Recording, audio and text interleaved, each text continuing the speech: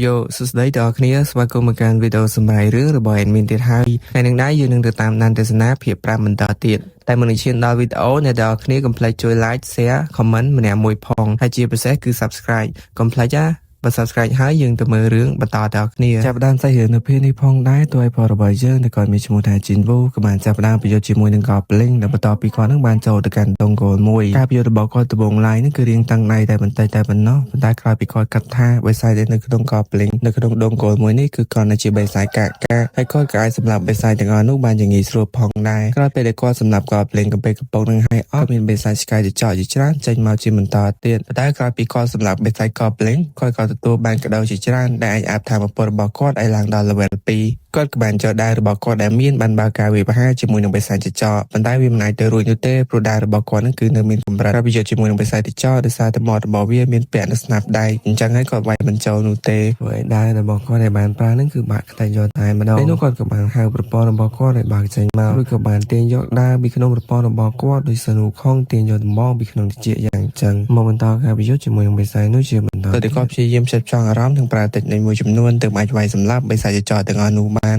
ហើយពេលនេះសមត្ថភាពរបស់ Jinwoo គឺអាប់ក្រេតឡើងមួយកម្រិតទៀតហើយសូម្បីតែខ្លួនរបស់គាត់ក៏មានអារម្មណ៍ថាស្រាលជាងមុនផងដែរគាត់អាចកិច្ចយ៉ាងលឿនអំពីការវាយប្រហាររបស់បិសាចចចបានយ៉ាងងាយស្រួលក្រោយអំពីសម្រាប់បិសាចឆ្កែចចនិងក៏ភ្លេងទាំងនោះអស់គាត់ក៏ទទួលបាន5 point បូកពីលើបន្ថែមទៀតធ្វើឲ្យកម្លាំងរបស់គាត់គឺកាន់តែឡើងខ្លាំងជាងមុនហើយនៅពេលនេះគឺគាត់ចង់ចេញទៅវិញណាស់ប៉ុន្តែលក្ខខណ្ឌគឺត្រូវតែសម្លាប់នៅក្នុងដងគោលមួយនេះប៉ុន្តែគាត់ក៏បានសង្ស័យជាមួយនឹងសមត្ថភាពរបស់ខ្លួនឯងដែរថាសមត្ថភាពប៉ុនគាត់តែអាចសម្លាប់មេនៅក្នុងដងគោលមួយនេះបានអត់ក្រោយពីឈរកើតមកសន្ទុះបិសាចឆ្កែចចជាច្រើនទៀតក៏បានចេញមកបានន័យថាគាត់មិនទាន់បានសម្លាប់ឆ្កែចចអស់នោះទេពួកវាក៏បានរត់ចូលមកយ៉ាងច្រើនប្រយុទ្ធជាមួយនឹង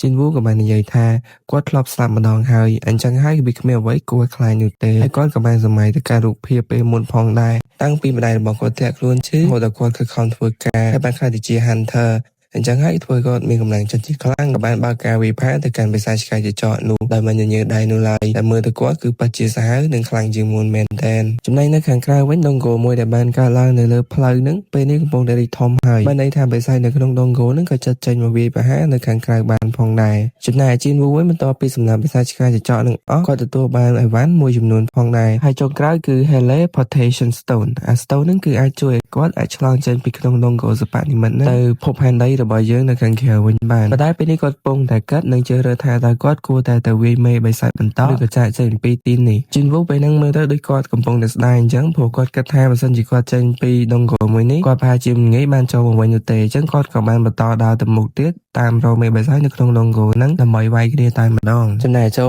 លវិញនៅពេលដែលនាងកំពុងដើរតាមផ្លូវភ្នាក់ងាររបស់ Guild Hunter ក៏បានតាក់ទងមកនាងថានៅចិត្តនេះក៏កំពុងតែមាន gate មួយវារៀបនឹងប្រែកហើយអញ្ចឹងហើយពួកគេត្រូវការ B-rank healer ដើម្បីជួយព្យាបាលរបួសឲ្យពួកគេដើម្បីប្រយុទ្ធជាមួយនឹងបិសាចដែលធ្លាយចេញពីក្នុង gate មួយហ្នឹងចូលហេនាងមិនចង់ទៅទេប៉ុន្តែដោយសារតែពួកគេគឺខ្វះ healer ខ្លាំងមែនតើអញ្ចឹងហើយនាងត្រូវទៅដើម្បីជួយព្យាបាលរបួសដល់ពួកគេចំណែក Jinwoo វិញនៅពេលនេះគាត់កំពុងតែដើរចូលទៅជាបន្តបន្ទាប់ហើយក៏បានជួបជាមួយនឹងបិសាចស្វានិងបិសាចជាច្រើនទៀតហើយដើររបស់គាត់ដែលមានតម្លៃចិត្ត3លានហ្នឹងក៏ចិត្តខូចផងដែរក្រោយការប្រយុទ្ធគ្នានេះគាត់បានចាប់អារម្មណ៍ឃើញថាគ្រប់ឈ្មោះនៅលើក្បាលរបស់បិសាចនីមួយៗគឺសុទ្ធតែមានពណ៌ខុសគ្នាដោយពណ៌អសគេសម្គាល់ឃើញថាបិសាចហ្នឹងគឺខ្សោយពណ៌ទឹកក្រូចបិសាចហ្នឹងគឺខ្លាំងល្មមនិងពណ៌ក្រហមបិសាចហ្នឹងគឺខ្លាំងមែនតែនហ្មងគាត់ចាប់អារម្មណ៍ឃើញអញ្ចឹងដោយសារតែគាត់ប្រយុទ្ធមកស្ទុះការសៀបស្ទប់ពីសមត្ថភាពរបស់បិសាចដែលនៅក្នុងដងគោលមួយនេះផងដែរនៅពេលដែលគាត់ដើរចូលកាន់តែជ្រៅនៅខាងក្រោមដងគោលគាត់បានសង្កេតឃើញថានៅទីនោះគឺមានអារម្មណ៍ថាស្ងាត់ខ្លាំងមែនតើប៉ុន្តែមកស្ទុះក្រោយមកក៏មានបិសាចមួយក្បាលបានបើកការវាយប្រហារមកលើគាត់បិសាចហ្នឹងលះ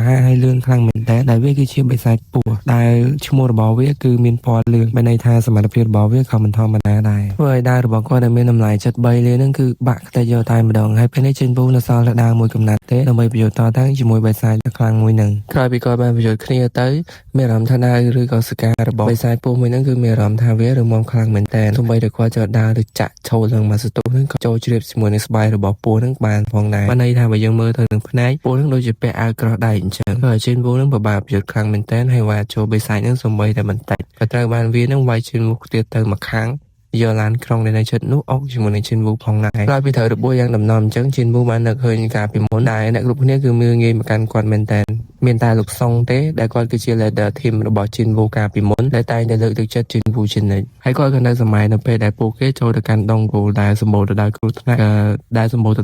ក៏មុនផងដែរគាត់ថាពេលហ្នឹងមនុស្សទាំងអស់ឲ្យតែខ្សោយនឹងត្រូវគេជិះជាន់ឲ្យមើលងាយបានហើយនៅពេលដែលពួកយើងឈរជិតបិសាចប្រៀបទៅជាឧបសគ្គធំរបស់ពួកយើងអញ្ចឹងតាមពិតមិនមែនទេឲ្យតែពួកយើងតស៊ូគឺអាចឈ្នះហើយក្រោយគាត់គិតបែបហ្នឹង ability របស់គាត់គឺកាន់តែឡើងខៀវពេញខ្លួនតែម្ដងតែន័យថាពេលនេះកម្លាំងរបស់គាត់កាន់តែឡើងមួយកម្រិតទៀតហើយគាត់ក៏អាចបើកការវាយប្រហារទៅកាន់វិស័យពូលមួយនោះបានចុងក្រោយគាត់ក៏អាចយកជ័យជំនះបានហើយចាក់ចែងអំពីដងគោមួយនោះក្រោយពីគាត់បានចាក់ចេញក្រោយពីសោពីបេសកកម្មនេះជិនវូបានទទួលបាននៅរបស់មានប្រជាជាច្រើនអំពីប្រព័ន្ធរបស់គាត់ក្នុងនោះមានសិតតែរបស់ល្អ grade A យកមកតែគាត់អត់ទាន់ហ៊ានប្រើទេទុកពេលណាចាំបាច់តែប៉ុណ្ណោះក្រោយចាក់ចេញមកដល់ខាងក្រៅក៏មានបលិម្នាក់បានសួរនាំជិនវូថា